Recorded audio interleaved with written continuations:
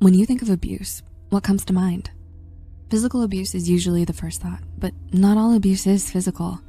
Mental abuse is a form of manipulation and control intended to undermine one's self-esteem and make them feel isolated. Take Cinderella as an example of a victim of mental abuse. Isolated by her stepsisters and stepmother and forced to do their bidding, Cinderella found no hope, even within her own family.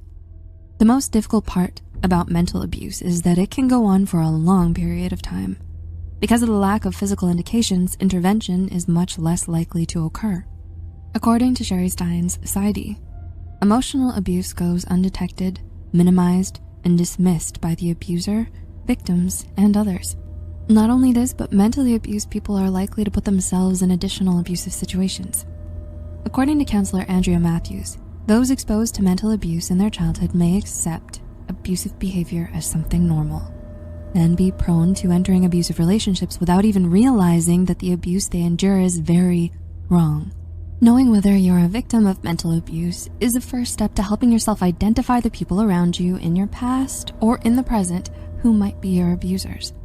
This is especially important as mental abuse can take a toll on one's mental and physical health. So with that, here are 5 signs that you've been mentally abused and don't know it. Number 1, empathy error. In 2017, a group of researchers from the University of Berlin found that early life stress, such as emotional neglect and mental abuse, can cause genetic changes to the hippocampus, which can make it more difficult to empathize with others' emotions. Since the hippocampus is involved with unconscious processing of relational information, it is the central structure for emotional empathy experiences.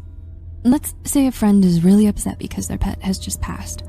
If your hippocampus is fully operational, you may say something like, "Oh, I'm so sorry. I can't even imagine how you feel."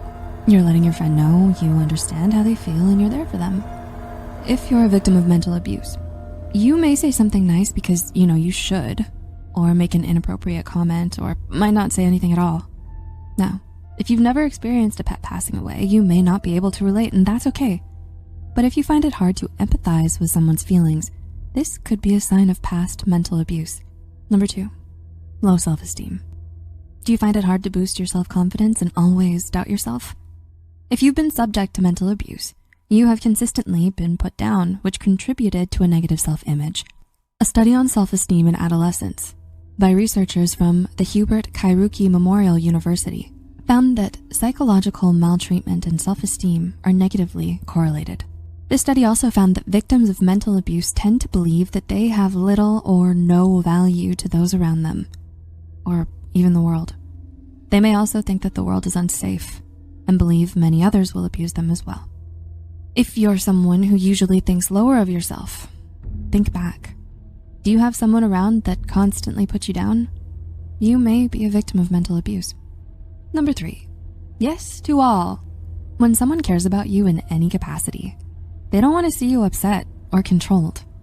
According to psychologist Jay Reed, self-absorbed caregivers may be a root of why one might need to please others. The mental abuse they give might make you believe that others' needs come before your own. They want you to believe you're lesser than, so you're always trying to do more to gain their approval. Do you find yourself needing to be perfect for others in every way, to be accepted and loved? Let's say there's one cookie left in the pack. Your mental abuser comes in and says, "You gonna eat that?" You could say no, so they can eat it, and this could make them happy, which means they may not say something mean to you. If you say yes, you might be called inconsiderate or rude. That urge to please others can be another sign of mental abuse. Number 4, self-doubt. When you say or do something, how confident are you that you're correct? We can't be right all the time, but mental abuse can cause you to question your sanity and sense of reality. We know this as gaslighting. According to Andrea Matthews, LPC-NCC, gaslighting is a main form of control for abusers because it can deflect blame and cause one to believe that they are at fault. If you've been frequently gaslit in the past, you might have low confidence in your abilities and subject yourself to a lot of self-doubt. You might also not trust yourself or your instincts as a result of being in a mentally abusive situation. And number 5, fatigue. Do you find yourself feeling exhausted almost all the time? I don't mean tired like I need a cup of coffee to wake me up. I mean actual fatigue where if you lied down, you would actually pass out. While one might not expect that mental abuse can affect and drain someone physically, it certainly can.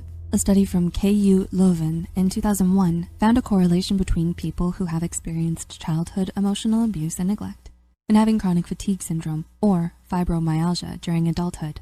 Mental abuse, they found, may increase vulnerability to chronic fatigue syndrome and fibromyalgia due to altered pain perception and the burden of an overactive lifestyle that has to regulate inner tension and compensate for low self-esteem.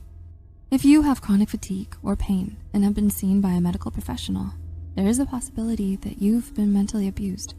Mental abusers may not leave a scar, a bruise, or a physical marker that they've done damage. This is why it can be so difficult to identify and handle mental abuse until it's serious.